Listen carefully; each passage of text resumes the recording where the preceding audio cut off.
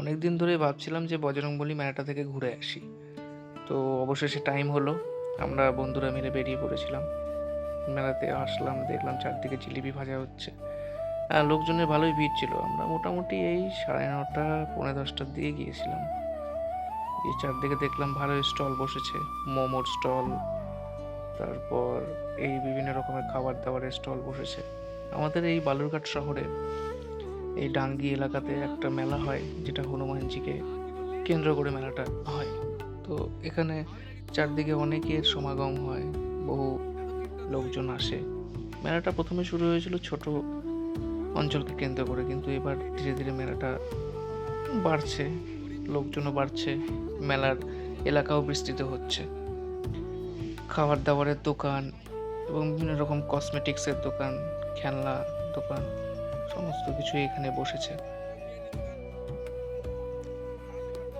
মাননীয় সুকান্ত মজুমদার মহাশয়ের হাতে এই মেলার উদ্বোধন ঘটেছিল এবং তারপর থেকে মেলাটা হয়ে আসছে। এই মোটামুটি দীর্ঘ 4-5 বছর ধরে হয়ে আসছে। তো এখানকার যারা ক্ষুদে ব্যবসায়ী আছে, তাদের এখানে মেলাতে দোকানপত্র দিয়ে তাদের কিছুটা লাভের সমাগম হয় এবং এক্ষেত্রে অঞ্চলে বা গ্রামে বা শহরে একটা মেলা সেই অঞ্চলের ইকোনমিক ডেভেলপমেন্টের অনেক সুযোগ করে দেয়।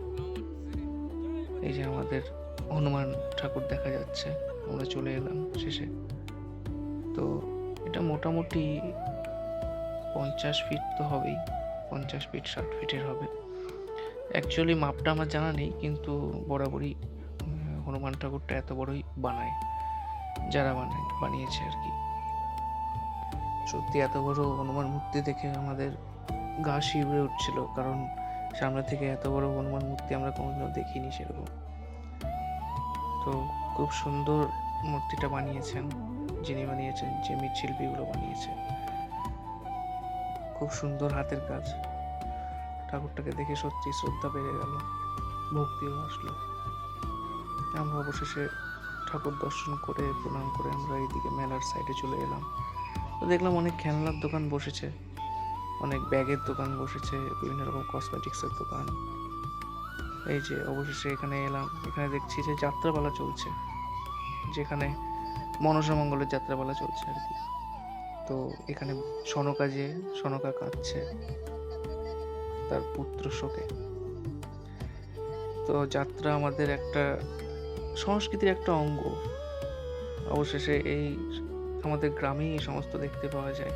ধীরে ধীরে এই জিনিসটাও যেতে বসেছে আর কি। তবু যেটুকু আমাদের সংস্কৃতিকে বাঁচিয়ে রাখা যায়।